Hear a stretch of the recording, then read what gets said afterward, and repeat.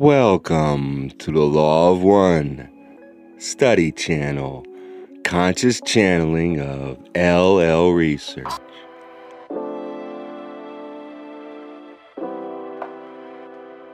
Today's discussion we shall continue from A Wanderer's Handbook. Let us now speak of spiritual exhaustion. The end item of this laundry list: spiritual exhaustion. The end item of this laundry list of wanderers' woes is exhaustion of spirit.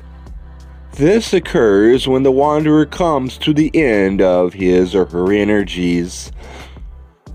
Usually the physical energy is the first to go, if it ever was there at all. The vital energy can endure for a long time on short rations, but it too can give out.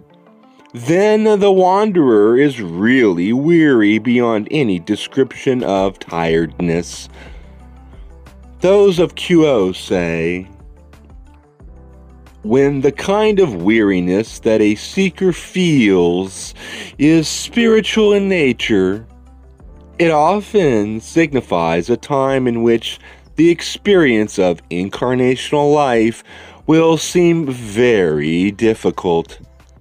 Small matters seem to take on a larger aspect, and therefore any small change or unexpected occurrence triggers catalysts far in excess of what the seeker would usually expect of itself. It is a condition of vulnerability because weariness sensitizes the perceptive web, which alters the level of information given to the physical mind and to the consciousness within. Small efforts seem to become major. The mind turns from tasks that normally are accomplished easily, for it sees these tasks with the jaundiced eye and the disconnected heart of the weary seeker. The sense of self is disturbed, and the level of comfort of mind drops. Uncomfortable, these wanderers agree. I have the feeling like I am walking around with a big hole in my body. I am fighting a lot with sadness, exhaustion, panic, and anger.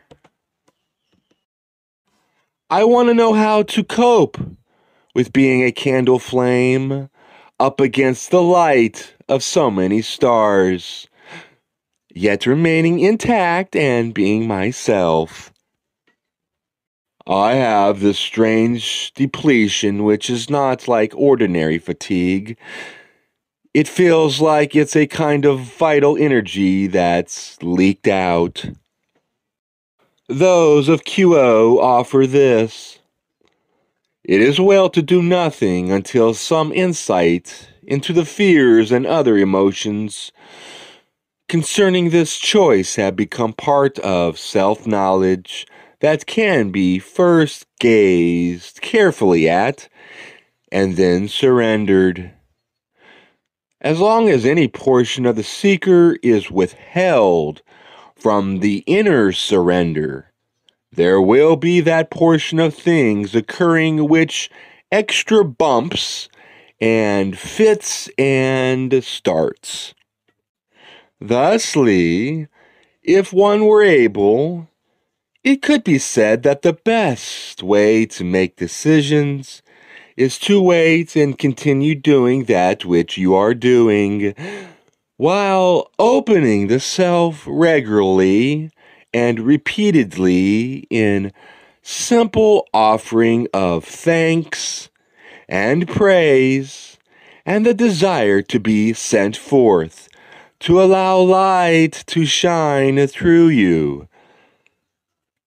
As you ask for this light to shine through, You begin to have the feeling that any road is good as long as this light is shining through you.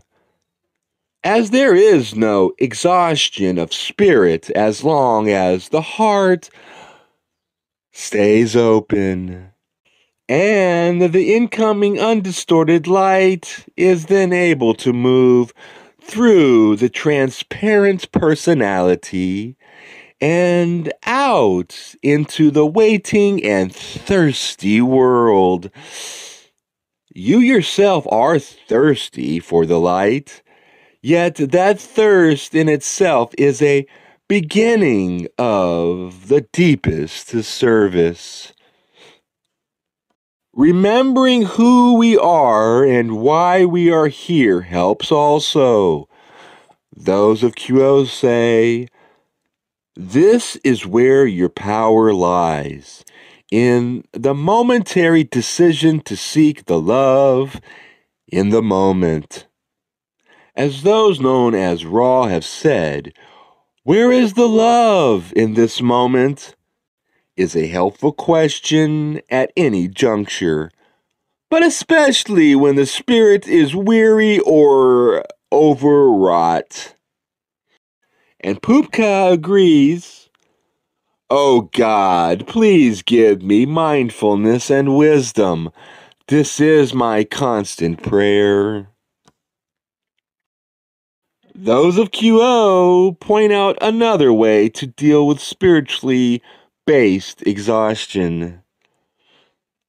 If you are too weary to move on, if that is the sense that you get at this point, then we say to you, lighten your load.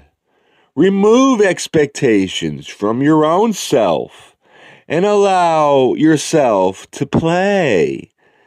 To be as the daisies that dance upon the wind, carefree and blameless. You do not have to learn today. You do not have to work today. You have to do only that which is in your heart to do.